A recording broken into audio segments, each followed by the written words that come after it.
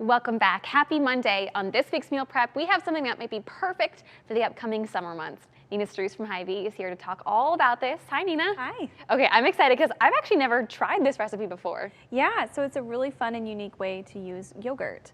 And in this instance, we're going to be using Greek yogurt. So it's a nice boost of protein. It's something fun that you can do if you have kids. And it's super refreshing as we move into those warmer days. Okay, so it's frozen yogurt bark. Am I saying it right? Yep, so frozen yogurt bark. And so you can easily use any kind of yogurt that you would like. We're in this instance going to be using the Fairlife Greek yogurt, and they have plain if you want to go that route, but vanilla. We're going to use a strawberry that I'm going to show you today, and there's also a peach flavor, so it's really nice. Greek yogurt has twice the amount of protein. There's a lot lighter on the sugar in this particular brand too, so you can add sugar in other ways as well.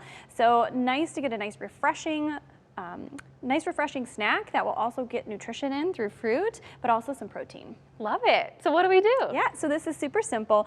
In this case, I'm using one of these little casserole dishes, but you can also use a sheet pan. Okay. We're gonna put parchment paper on top or any kind of a paper on the bottom to make sure that it makes it easier to get the bark out of the container.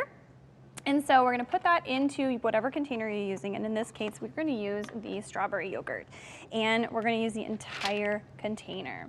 And so for this one, you're just going to, and as I mentioned, super easy to get the kiddos involved in this if you want, because there's no measuring required for this. So we're going to use a whole 32-ounce container, and this is the strawberry flavor as I mentioned. And so then for this, we're just going to smooth it out to the edges. The thinner your vessel, the thinner the bark will be. And then from there, we're gonna add toppings. So you can get as creative as you like as we go throughout the warmer months, as we go throughout the summer. In this instance, we're gonna use some fresh blueberries and some kiwi. So you can just start sprinkling them on top. And I'm also imagining like 4th of July, you can do like American flag patterns. Yep. You can kind of make this, woo, if I don't spill blueberries everywhere, you can make it what you want. Yep, you kind of took the words out of my mouth. You can make a fun little design, or you can literally just do what you're doing right now and kind of sprinkle on top. If you want, you can add different types of toppings. In this one, we're going to be using the Catalina Crunch cereals. And so I've actually taken them and crunched them up a little bit. This is their honey graham flavor, but they have a couple of different options. They're a little bit lower in carbohydrates than our traditional cereals, and they've got a nice boost of protein and fiber too. And so this is going to get at a nice little crunch in there. Lots of different flavors too that you can take advantage of. And then we're going to add some coconut on top. Yum. So a nice little dimension, again, a little bit of sweetness without adding a bunch of extra sugar, because that's kind of the goal, is that we don't want to have a whole bunch of sugary snacks, especially as we're going throughout the summer.